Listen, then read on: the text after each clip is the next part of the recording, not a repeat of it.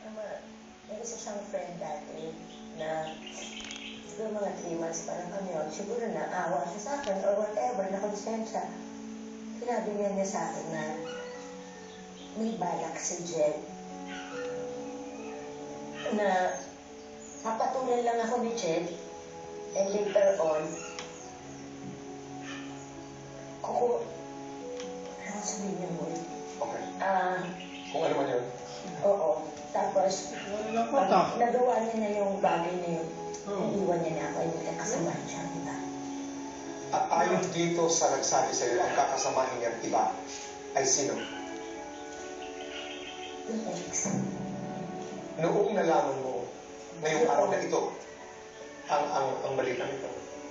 Noon ko nalaman, Ano ba ito? ngayon ko na-confirm. Itong kaibigan na sinasabi mo, bakit mo siya pinaniniwalaan? Alam ko dahil from the very beginning, ramdam ko naman yun. Kaya lang, natatakot ako. Natatakot ako sa totoo. And natatakot ako dahil alam ko pag nalaman ko yung totoo, sobrang sakit. Ay, sabi mo, from the very beginning, nararamdaman mo ngayon. Bakit hindi ka kumalas?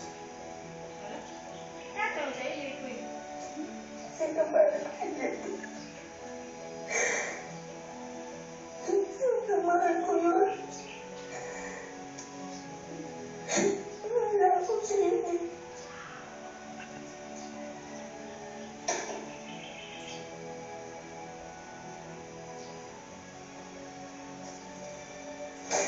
Wala akong sinin.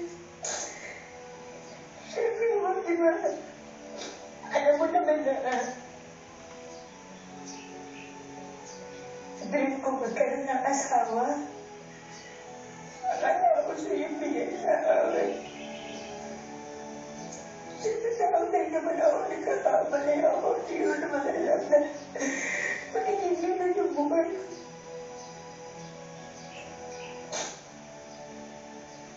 Kanina sinabi mo sa akin, Sorry talaga. I understand. Kanina sinabi mo, Sorry. Hindi ko sinasadya.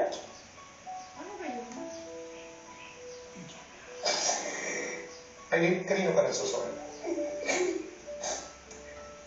Sa sarili ko, sa mga anak ko. Kasi sa sarili ko, niloko ko. Pinapaniwala akong masaya.